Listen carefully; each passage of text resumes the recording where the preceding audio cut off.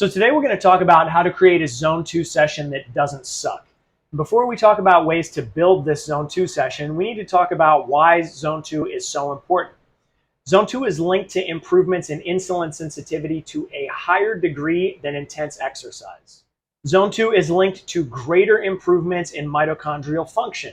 More efficient mitochondria equals better ATP production and a higher VO2 max when we do get to those more intense sessions. Fat oxidation is also going to be the highest in Zone 2. Zone 2 improves recovery between higher threshold sessions by increasing oxygen uptake without increasing lactate. There are two main adaptations that occur in the heart through training.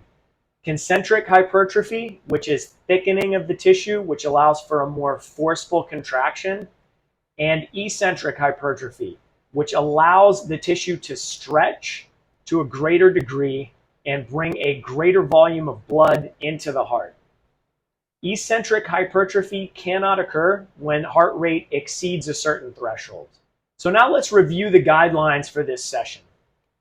I like this session to be 30 to 35 minutes in length for the confines of a group class, which is going to include warm-up and cool-down and accessory. Psychologically, an AMRAP is going to be preferred. If people know they'll be going for 35 minutes, then they're more likely to stay within that target heart rate zone. A heart rate monitor is ideal, but being able to carry a conversation or maintain nasal breathing is a decent way to gauge if you don't have a heart rate monitor. We want to be between 60 to 70% of max heart rate. So modalities that we can choose from. Cyclical is the gold standard, keeping cycle rate high with lower resistance and global demand. And keep in mind that the same power output biking/rowing at a target heart rate is going to be higher than the power output while running at the same heart rate due to the differences in heart rate from standing to sitting. However, we don't want to just do a 35-minute AMRAP of rowing. That's not exciting. So let's look at some other modalities that we can bring into this session to make it more interesting while preserving as much of the intended stimulus as we can. So one is going to be body weight movement.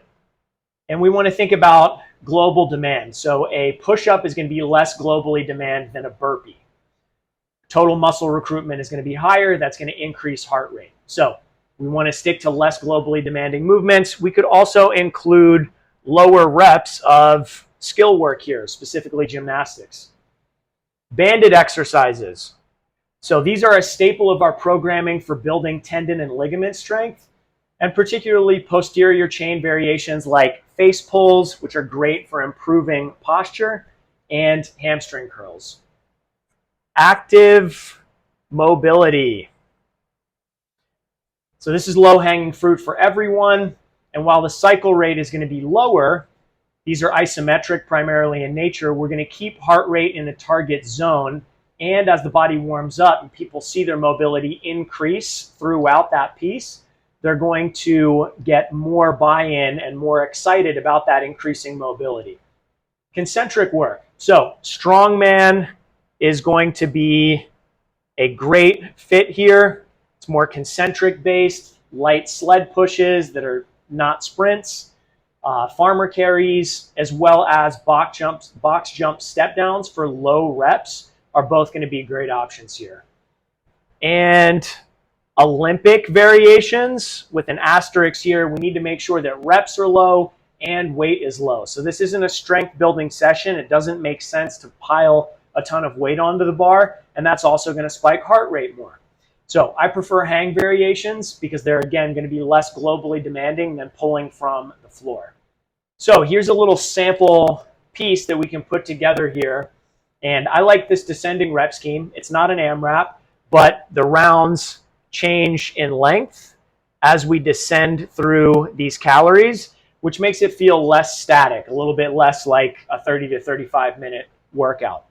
So we have this descending calorie count on the bike, and then 10 box jump step downs. Again, nice and slow.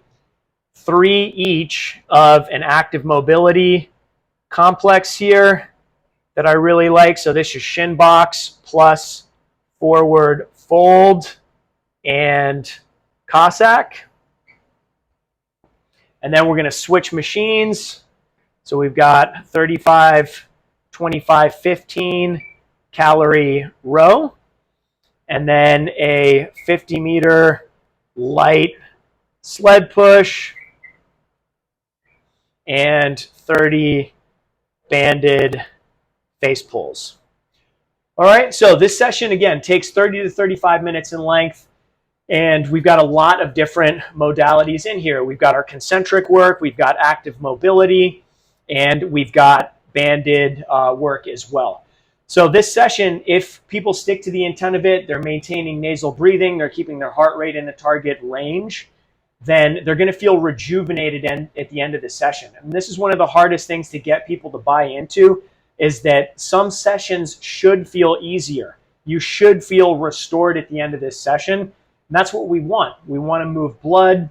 We want to restore tissue quality so that the next day when people are coming in to a heavier, more intense strength session with a faster conditioning piece on the back end, they're able to hit that a little bit harder and with higher intensity. And we need these lower threshold sessions in between those in order to achieve that.